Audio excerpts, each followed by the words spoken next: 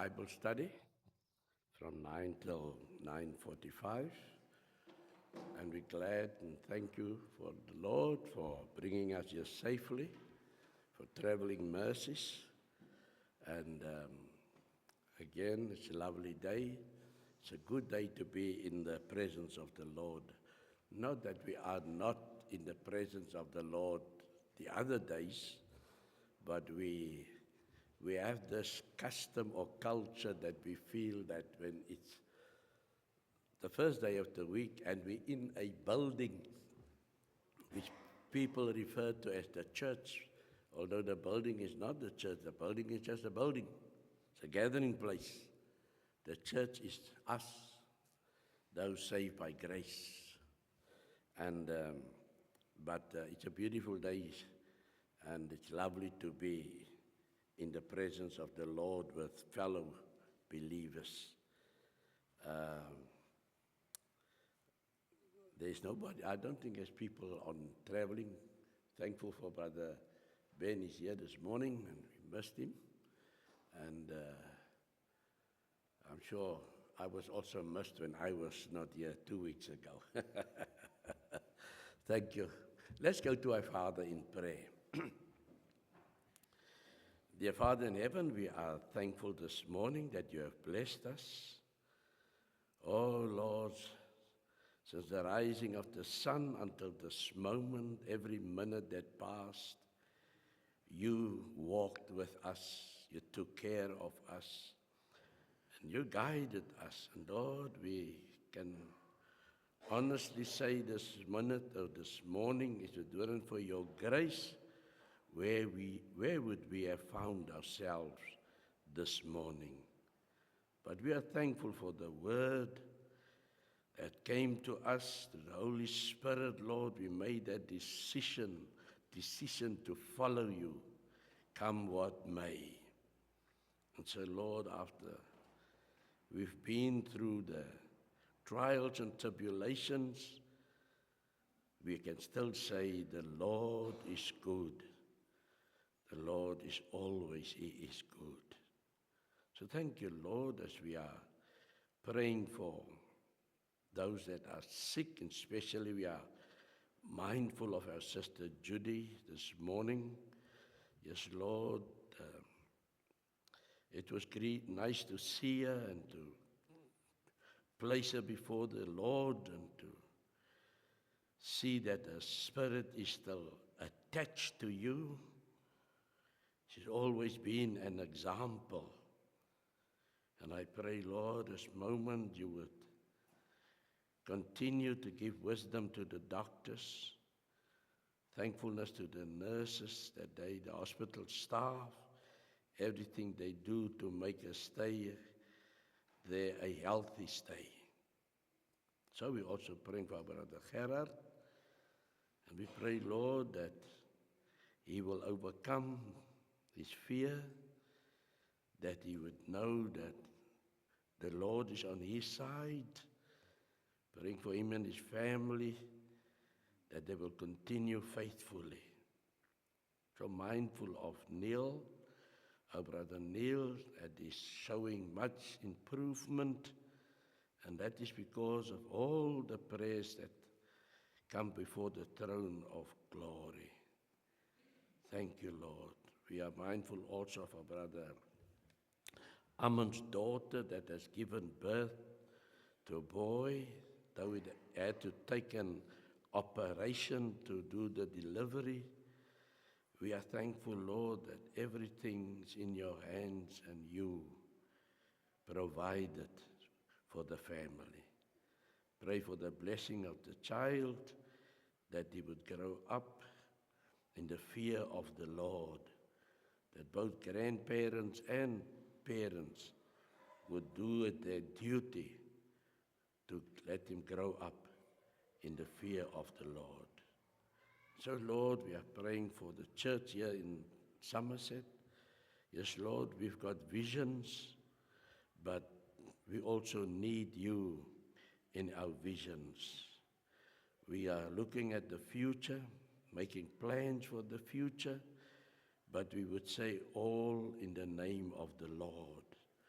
And so we do not lean on our own understanding and our own arms, but unto you, O Lord, comes all the honor and the glory. Thankful for those that are in the supporting of the church, far from us, but they still keep the church dear to them.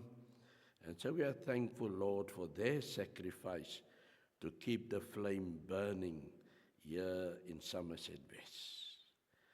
Lord, we pray for every believer, every brother, every sister.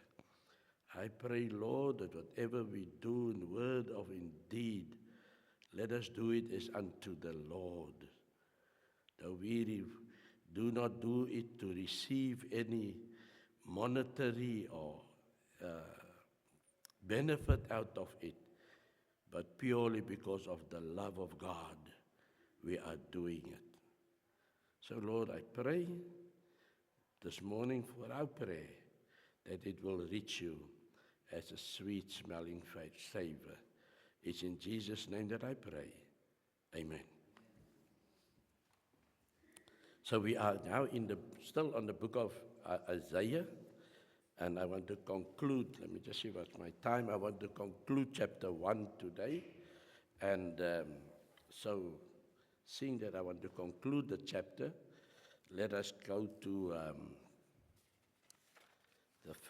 the topic on the first chapter was the weight of sin. Chapter 1 from verses 1 to 9 was the weight of sin, and Isaiah is addressing the Israel and Judah at this time, and he is not favorable. The message that comes from the Lord is not favorable. We can see in verses 3, he says, an ox knows its owner, and a donkey its master's manger, but Israel does not know. My people do not understand. From there we can see that the prophet is making this example and is using animals to say, this is what you are in the eyes of the Lord, Israel and Judah. That God is going to the animal kingdom to make us wise, because it says here they have no understanding. And so the psalmist went, because surely they know about an ox, surely they know about the donkey, and up till today, since they were created until today, they have not changed. They have not changed. I mean,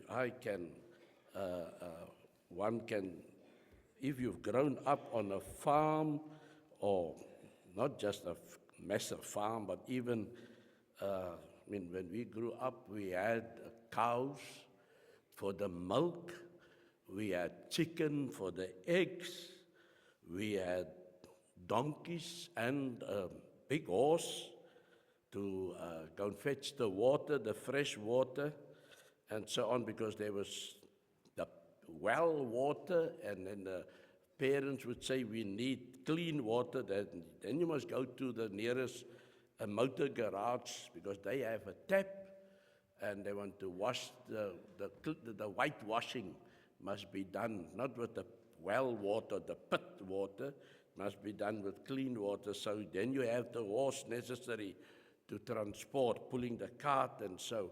And through all these years, these animals has known. The chicken, they know when it's time for them to return to the run, or their place of sleep. The horse knows it's time for him to go to the stable. The cows know that they must return home. All this, it never changed in all these years since creation. But man has changed. We can even remember when it was an eclipse of the sun, and the world is getting darker around you, and you can see the chicken coming home. They're all out there in the field, on the field, scrubbing and whatever they're doing, feeding themselves. But you can see as soon as the dawn, the darkness set over there, and then it's maybe 3 o'clock or 2 o'clock in the afternoon when you have this eclipse of the sun. But they make their way home because they think the sun is setting. So, but we human beings, God that He said, I made you in my image. We are, if I almost want to say, a detriment to God, because He's got His hands full with us human beings. Therefore, the prophet comes to them and says, the ox knows its owner. And you can know for sure, as I can say, we grew up with these animals, and it was our chores after school. We must take the animals out to field, but it can be, we are a lot of neighbors together, and we take a lot of these animals out to graze, but when it's time to walk home, we do not need to say, this is your home and that is your home. Those that, if the gate is open or the gate is closed, they will stand in front of the gate. And they will not go and stand at the other man's gate. And I can testify of that. They know where their crib is. And us human beings forget so soon. We even invent a different form of worship. So this is what we find in chapter 1, as we say, the weight of sin. In verses 4, the last part of verses 4, he say, they have despised the Holy One of Israel. Now, when we can start now and say the good things which God did for Israel, but here it says, they have despised the Holy One of Israel. So the weight of sin was heavy on Judah and Israel. In fact, Israel at this time already was taken into captivity by Assyria. And Judah is on the verge. They are sliding into idolatry at this moment. And therefore the book of Isaiah is one of the prophets that to make them attend. Judah, you are sliding into away from holiness into evil. And then in verse 9 of chapter 1, it says, where we concluded, unless the Lord of hosts had left us a few survivors, we would be like Sodom, we would be like Gomorrah. And so from verses 1 to verses 9, we find the weight of sin was immense on Judah and Israel, because they have forsaken the Holy One, the one that took care of them. In fact, they say now in verse 9, if it weren't for God and His future plans, they would have been they would have been obliterated from the earth, the same as Sodom and Gomorrah that happened to them. But because God has got still His plan of salvation, so He's got to take care of Judah. He's got to take care of, as we've learned, of the seed line, the Messiah that still had to be born. And so, although this is many years before that, maybe plus minus 1,000, maybe it can be 800 years. I'm saying it's just for sake of time, could be at less than 1,000, but that's the future of Israel. So in verse 10 he says, now we're going into our second part of chapter 1. I first did 1 to 9 and then 10 to 20. It says, verse 10, hear the word of the Lord, you rulers of Sodom. Give ear to the instructions of our God, you people of Gomorrah. So here in verses 10, we just had now verses 9 that associated themselves, where the prophets say, you are actually in the same boat as Sodom and Gomorrah, but God stayed His hand, and there's good reason. But they could have, if there wasn't a future for the people of Judah, God could have obliterated them the same way as Sodom and Gomorrah. But God could not destroy his plan of action because he promised Abram, through you, all the nations of the earth will be blessed. And so he had to take care of that promise. And now he's addressing Judah and Israel as Sodom and Gomorrah. He says, hear the word of the Lord, you rulers of Sodom. Give ear to the instructions of our God, you people of Gomorrah.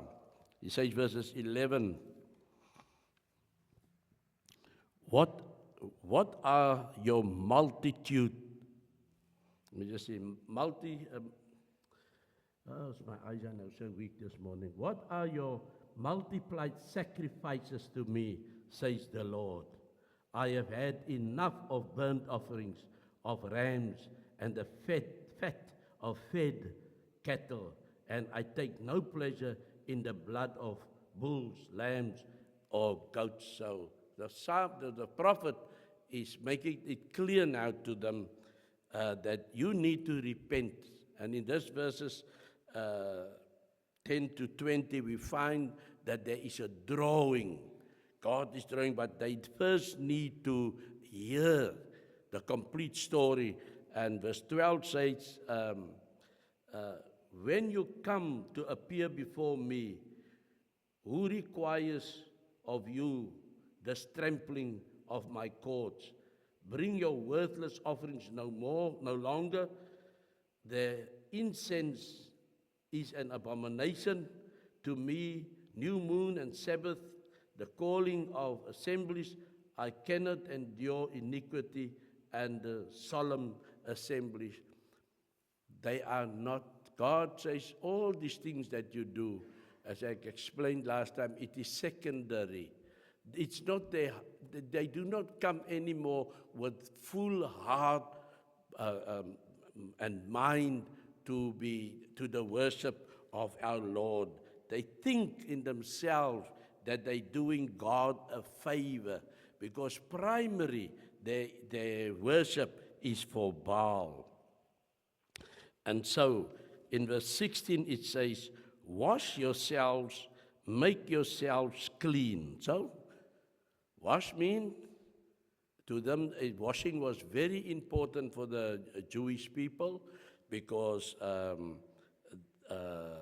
that's where we have the saying, cleanliness is next to godliness. They felt it their duty to, remember they were traveling, and we even have the example of Jesus washing the feet of the disciples, so there was cleanliness. And so they felt they need to be clean. And now the invitation is, come and clean yourself and make yourself clean, removing the evil of your deeds from my sight. So God is giving them reprieve. Everything is not lost. You can still come, but clean yourself. Clean, what does it say? Cease to do evil. Cease to do evil. Learn to do good. Seek justice.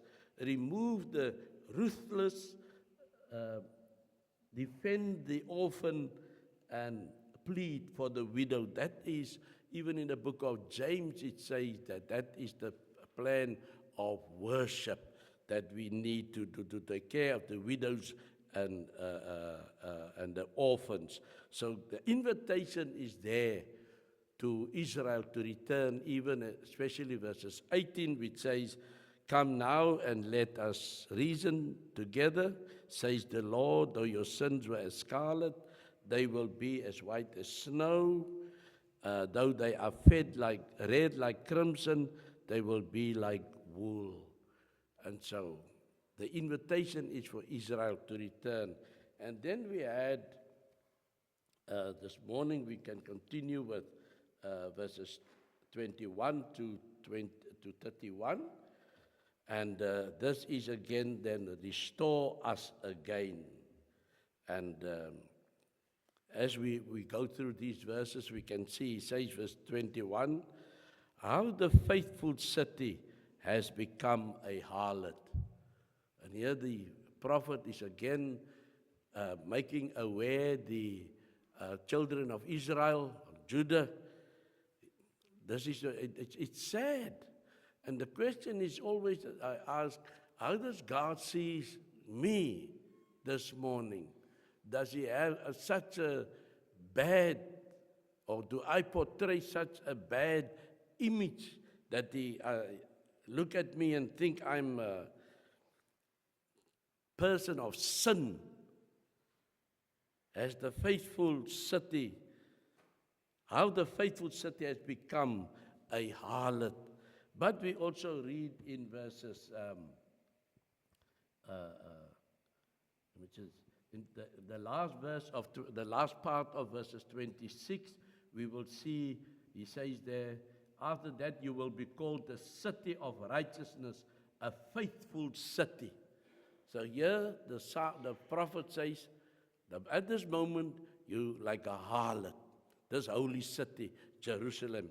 But then he actually bring to the attention even to me and you why he associate them as a harlot. He says in continuing verse 21, she who was full of justice, righteousness once lodged in her, but now murderers. You see why he's calling them the city of harlot. It was first a holy city, but now they are under condemnation. And he says, you now a body of murderers. Instead that justice must reign, instead that righteousness must be there. 22, he says, your silver has become dross, your drink diluted with water. Your rulers are rebels and companions of thieves. Everyone loves a bribe and chases after reward. They do not defend the orphan, nor does the widow's plea come before them. They outright condemned.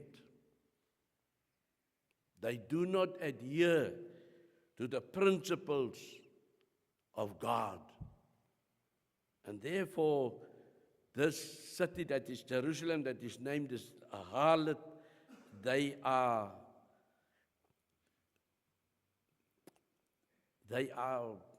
I'm trying not to get, sometimes my Afrikaans is in my head and I got to translate it to English. But at this moment, they are ridiculously in disobedience. They are not adhering. They are not holy. And that's the easiest way to say they are not holy. They are in condemnation. They sliding into idolatry. They usurping us, transforming themselves from holiness to evil. And verse 24, therefore the Lord God of hosts, the mighty one of Israel declares,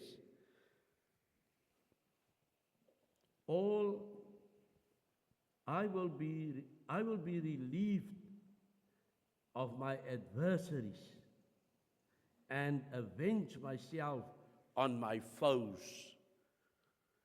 And as I understand here, this is not enemies like evil people that's coming against an evil country that's coming against God. The foes here is not like the Philistines or the Moabites that's coming against God. It is the people that the prophet is addressing, those calling themselves the children of God, the sons of Abraham, Isaac, and Jacob. They are the adversaries. They are the foes. God wants to avenge himself. He says, I will also turn my hand against you and will smelt away your dross as with lye and will remove all your alloy. And so God is planning, the prophet is bringing to them a message of hope also. Then I will restore your judges as it was in the first, and your counselors as at the beginning. After that, you will be called the city of righteousness, a faithful servant. So this transformation, the prophet comes and says, all is not lost. But you need to be transformed. And so this we can go to Romans in chapter 12, verses 1 and 2. That transformation must take place in them.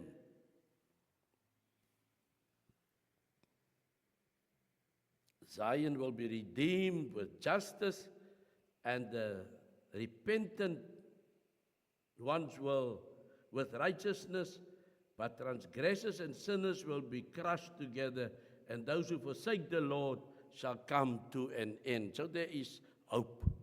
The play of words is there's the good and the bad. The good, hope. The bad, destruction. And it says, verse 29, surely you will be ashamed of the ones which you have desired, and you will be embarrassed at the gardens which you have chosen. For you will be like an oak whose leaf fades away. And so now again the prophet is making the example, he's taking nature. And when there's a drought, we can remember some time ago in Cape Town, with a beautiful garden. We couldn't use water to garden to wet the garden and so on. And eventually it was just a sand pit. It was beautiful lawn, beautiful flowers. And eventually just now at the moment I've paved it over because the grass didn't want it to become good, show up good again, so I just paved it over. But because there was no water. So this is what happens. God is saying, for you will be like an oak whose leaf fades away, or a garden that has no water. And the strong man will become tender, weak. His work also a spark. Thus they shall both burn together, and there will be none to quench them. So, in the end of closing of chapter 1, the prophet makes it clear. It is better to be with God. Though He's got rules and regulations, and maybe we find it harsh, or maybe we find it that it is take too much. That's not much.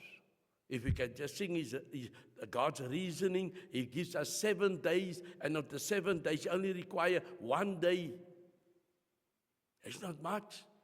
He gives us 6 days, and only 1 day He requires of us to spend with Him. Is that too much for the Lord? But in the time of this prophet Isaiah, it was too much. They would rather spend more time with Baal than with God Almighty. And so in conclusion of chapter 1, the prophet says then, okay, you'll end up like a garden without water. Otherwise, they'll dry out. So now we're into chapter 2. And in chapter 2, we find glory to God and His kingdom. It's all about His kingdom. And it calls it the glorious kingdom. Let's just put this page away. And he says here, in the arrival of the glorious kingdom, chapter 2, verses 1 to 5. It says, the word of Isaiah, the son of Amos, saw concerning Judah and Jerusalem. Now it will come about that in the last days. So even today, people have a problem of this last days. Some people would say this last days is by the end of the world, when just before the Lord will come with Him and His angels. People talk about the rapture, but it is nowhere near this. This last days that the psalmist is referring to here is the transformation from the Old Testament to the New Testament. He says, the word which Isaiah, the son of Amos, saw concerning Judah and Jerusalem, now it will come about that in the last days, the mountain of the house of the Lord will be established as the chief of the mountains and will be raised above the hills, and all the nations will stream to it. And many peoples will come and say, come, let us go to the mountain. Come, let us go up to the mountain of the Lord, to the house of the God of Jacob, that he may teach us concerning his ways, and that we may walk in his paths. For the law will go forth from Zion, and the word of the Lord from Jerusalem. So this is what the prophet is prophesying. This is the last days. Until the last days come, the end, it just says, the law will go forth from Zion. So Moses gave them the law from the Mount Zion, Sinai, and the word of the Lord from Jerusalem. That's the New Testament. So they receive the Old Testament, but there is the New Testament that, and now it's associated with the mountain, and we can, if we go to the book of Daniel, and we're reading in verses 31 to 35, where Daniel is busy explaining now to Nebuchadnezzar about this image which he has seen. He says, you saw, O king, and behold, a great image. The image, mighty and of exceeding brightness, stood before you, and its appearance was frightening. The head of this image was of fine gold, its chest and arms of silver, its middle and thighs of bronze, its legs of iron, its feet partly of iron and partly of clay. As you looked, a stone was cut out by no human hand, and it struck the image on its feet of iron, at his feet of iron and clay, and broke them in pieces. Then the iron, the clay, the bronze, the silver, and the gold all together were broken in pieces and became like the chaff of the summer threshing floors. And the wind carried them away, so that not a trace of them could be found. But the stone that struck the image became a great mountain and filled the whole earth.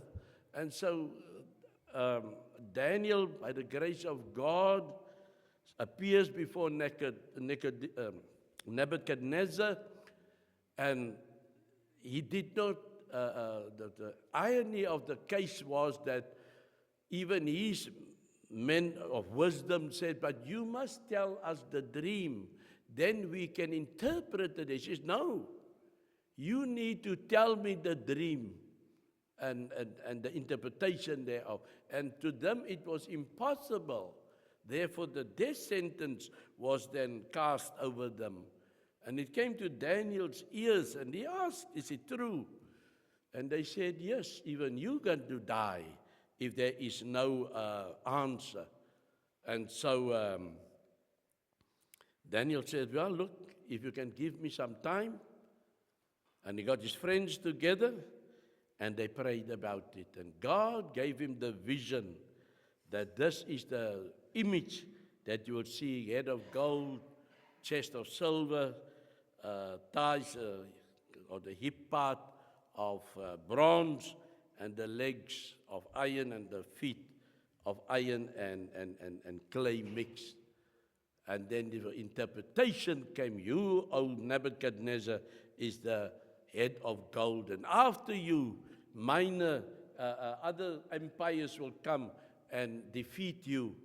And so it will come to the fourth empire.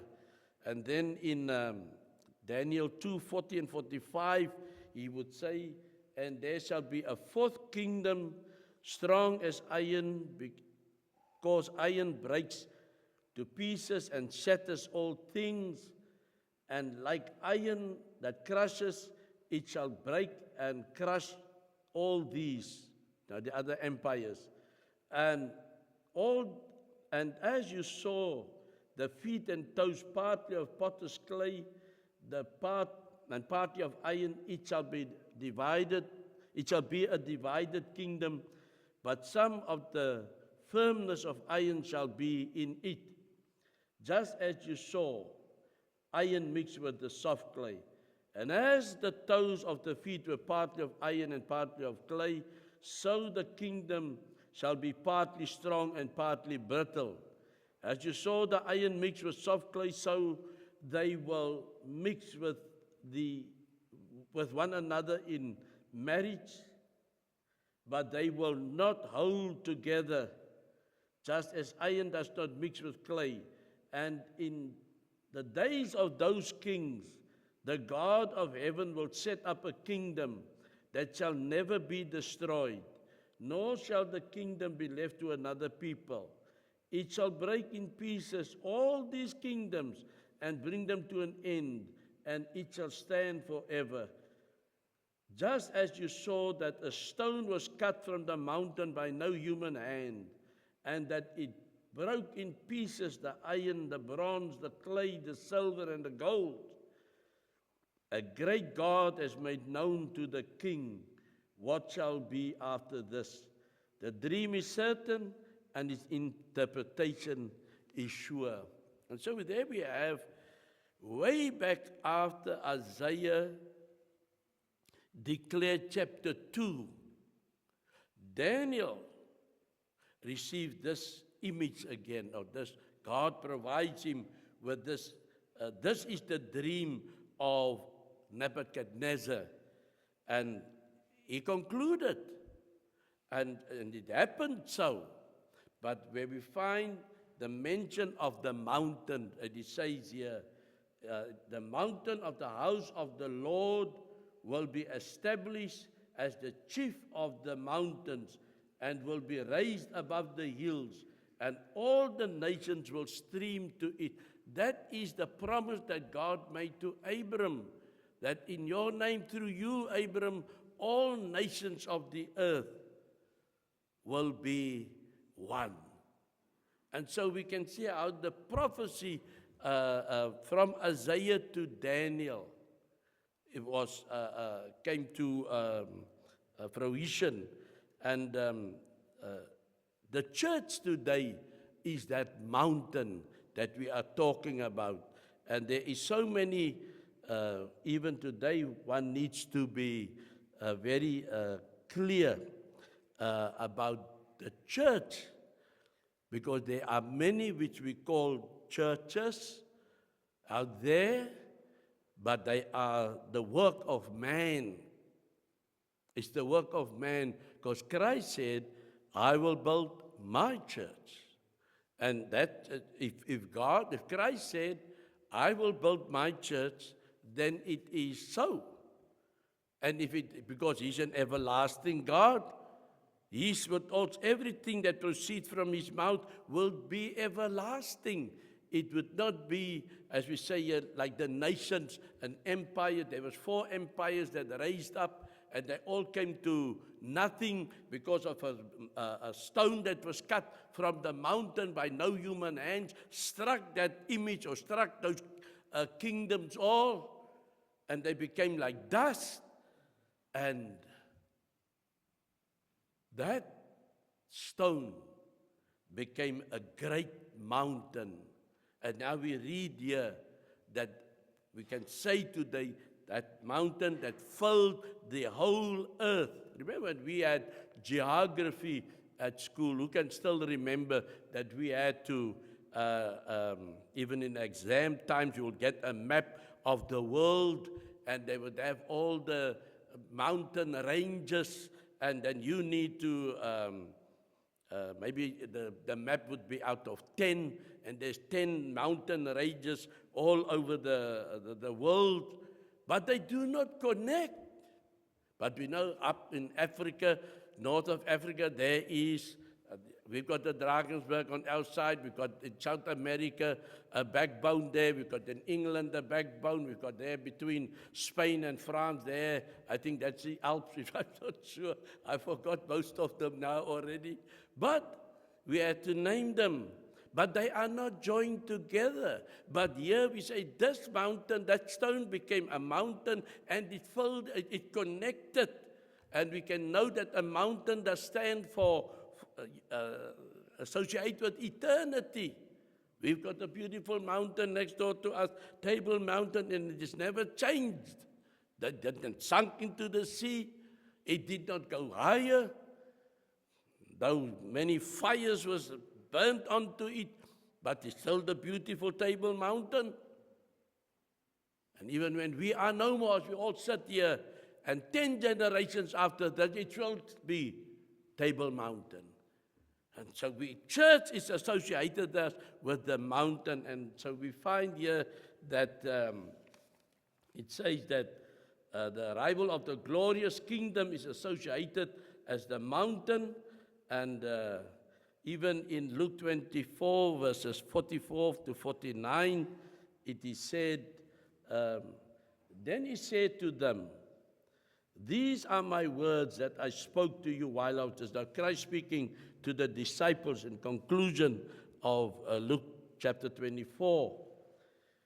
These are my words that I spoke to you while I was still with you, that everything written about me in the law of Moses and the prophets and the Psalms must be fulfilled.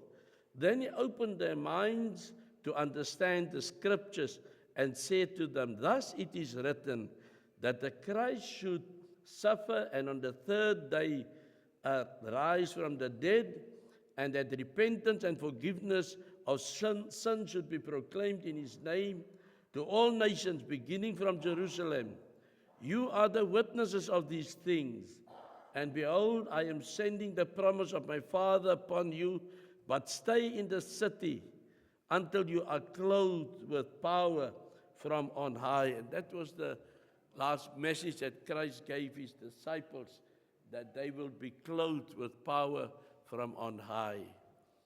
And so from Jerusalem, as we have had it here, from Jerusalem, it says here, For the law will go forth from Zion, and the word of the Lord from Jerusalem. The conclusion of the Old Testament fulfilled in the New Testament.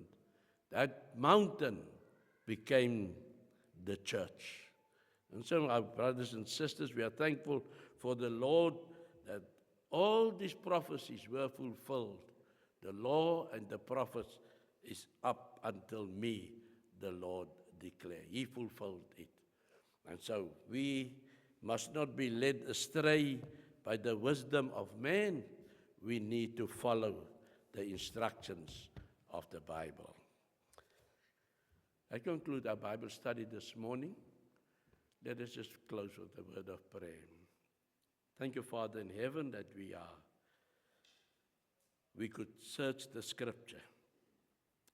We find wisdom in there. We find leadership and guides.